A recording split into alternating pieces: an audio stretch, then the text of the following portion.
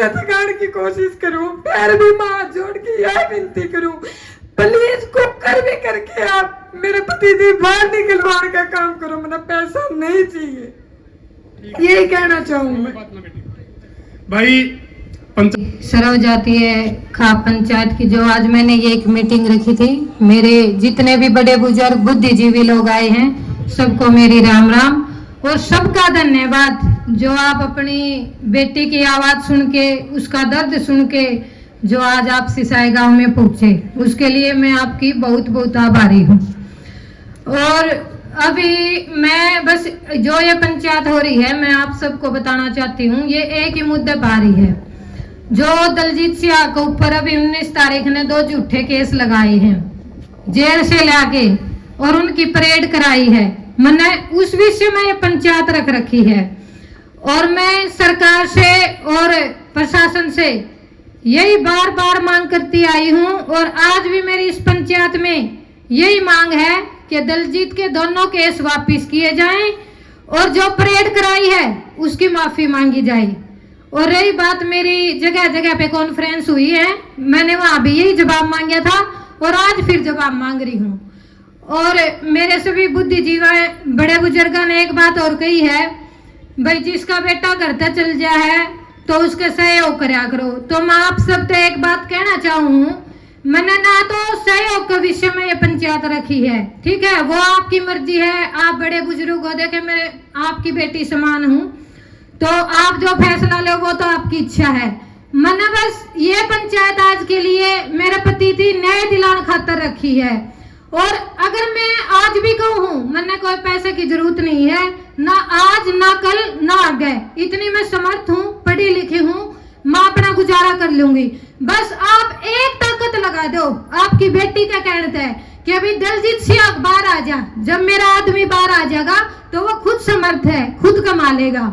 और रही बात दूसरी, जो भाई आए थे ये पवन भाई वाले, तो उसके लिए भी बता दूं, जो भाई ने बयान दिया है अभी कि अभी कोई उसकी मदद के लिए नहीं आया, तो मैंने मेरा वकील चंडीगढ़ हाई कोर्ट कर रखा है, वो उसकी पैरवी करने के लिए हमेशा जाते हैं, उनके वकील से भी मिलते हैं, भाई पहले पवन निकलेगा उसके बाद दलजीत निकलेगा, ठीक है। इन भाइयों ने मैं संदेश देना चाहूँ। रही तीसरी बात, इनने कहा भाई कहीं भी मारती चंदा नहीं मिला, तो जो सबसे पहले सजा हुई थी 2016 में, कोई भाई था रोहतक का, ऑलरेडी आप सभी मीडिया के माध्यम से भी कहना चाहूँ, वो वीडियो उठा के आप देखना, उसमें रोहतक का भाई था ताऊ जी, आप सब तो बताऊ हूँ, वो तीसरा हिस्सा लेके गया है, पवन का भाई बनकी, उसने पकड़ो है भाई कड़ा गया आज वो। और आज भी इसी विषय में फिर कहना चाहूँ भाई, आप सुनते भी होगे, हमने कोई चंदा नहीं चाहिए, अनिता ने पैसा भी नहीं चाहिए, सिर्फ आपकी ताकत चाहिए, आपकी बेटी ना आपका सहयोग, सिर्फ दलजीत बाहर निकालने खातर चाहिए।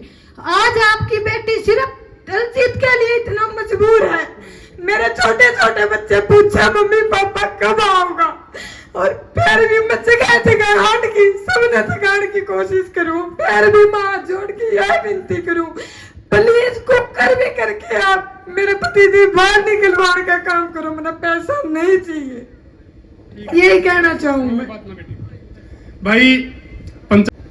बेटी आपने देख ली, रोन लाग रही है।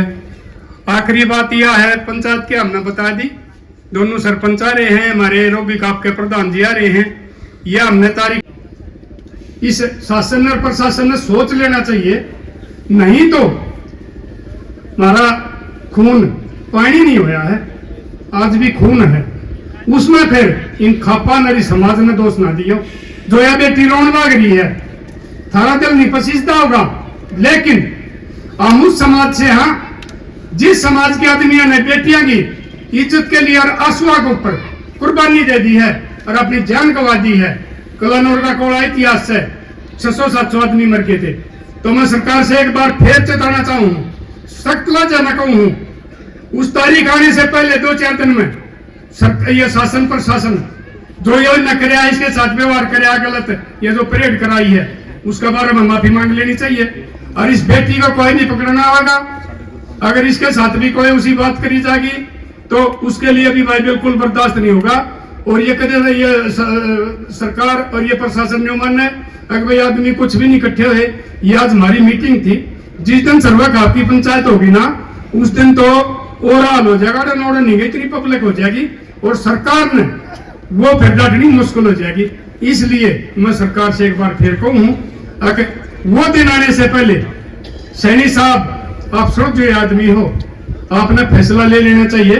उस एसपी ने जिसने ये बयान दिया है, अगर भाई ये कर रहा है और हम समाज को ये संदेश दे रहे हैं, अगर भाई कोई बदमाशी करेगा, गैंगस्टर करेगा और कुछ करेगा तो उसका ये अंजाम होगा।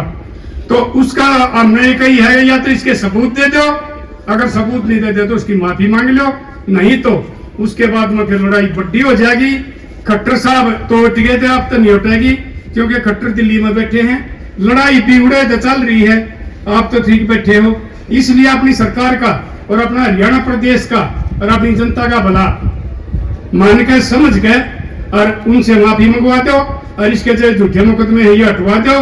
अगर कोई मुकदमा सच्चा है तो आप पीसी करके न और हमारा किसान जनता को ये दिखा दे कि भाई इसका ये मुकदमा सच्चा है। जो ये 2 मुकदमे छोड़ के जो इस पर रह रहे हैं, 53 खारिज हो गए, 55 रह रहे हैं, और नहीं तो अंजाम होगा। तो भाई जो भी ये भाई बाहर से आए हैं, गांव गुआंढ से आए हैं, सबका भाई धन्यवाद।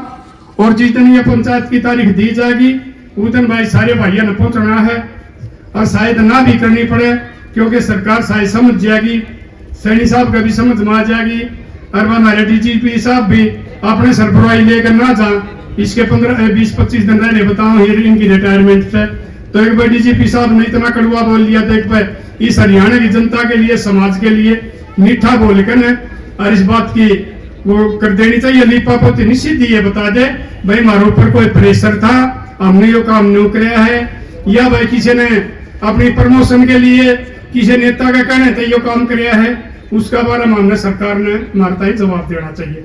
भाई सारे भाइयों का धन्यवाद।